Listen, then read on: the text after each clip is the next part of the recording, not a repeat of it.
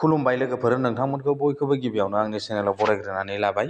आसा खालामो नोंथांमोना आंनि भिडिअखौ जोबजासिम नायलांगोन आरो सोरबाफोर चेनेलाव गोदानै फैदोंब्ला दासिमबो जुदि नोंथांमोना आंनि चेनेलखौ साबस्क्राइब खालामाखैब्ला अननानै चेनेलखौ साबस्क्राइब खालामनानै हो, लोगोसे लाइक आरो शेयार खालामना होदो लोगोफोर। दिनै आं नोंथांमोननो मोनसे गोजोनथाव खौरां लानानै फैदों दे लोगोफोर। बेनो जाहैबाय आसामनि जायफोर लाइमोनफोर आबादारिफोर दं लाइमोन आबादारिफोर दं, बिथांमोननि थाखाय मोनसे गोजोनथाव खौरां ओंखारनानै फैदों आरोना लोगोफोर।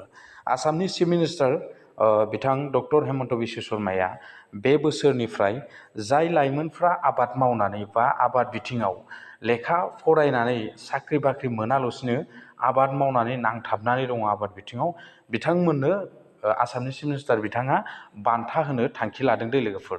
दा नोंथांमोना बेखौ खोनानानै मिथिनो मोनबाय, जायफोर लाइमोनफोरा माने फरायनानै साख्रि बाख्रि मोनाल'सिनो आबाद बिथिङाव नांथाबनानै दङ, बिथांमोननो बे बान्थाखौ होनो नागिरदों दे लोगोफोर। दा बेखौ आं नोंथांमोननो फोरमायहरनि नोंथांमोना बेसेबां बान्था मोननो हागोन।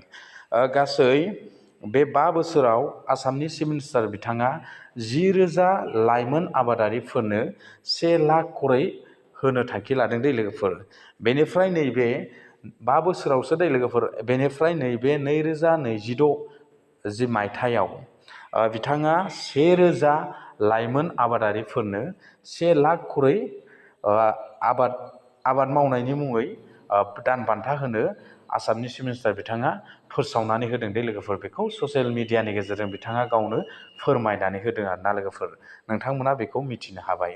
दा जायफोर लाइमोनफोर दङ बा जायफोर लाइमोना आबाद मावनानै दङ, नोंथांमोना बे 1 लाख दान बान्था हिसाबै नोंथांमोना मोननो थांगासिनो दं आरोना लोगोफोर। बेनिफ्राय टटेल 5 बोसोराव गासै 10,000 लाइमोनफोरनो आसामनि चिफ मिनिस्टार बिथाङा बान्था होनो थाखाय थांखि लाबाय आरोना लोगोफोर। दा दिनै आं नोंथांमोननो बे सुंद' आपडेटखौनो फोरमायनानै होनाय जाबाय। दा दिनैनि आपडेटआ बेखिनियानोसै लोगोफोर। बेबायदिनो नेक्स्ट आपडेटआव लोगो मोनगोन। थेंक इउ, बाय बाय, गोजोन्थों।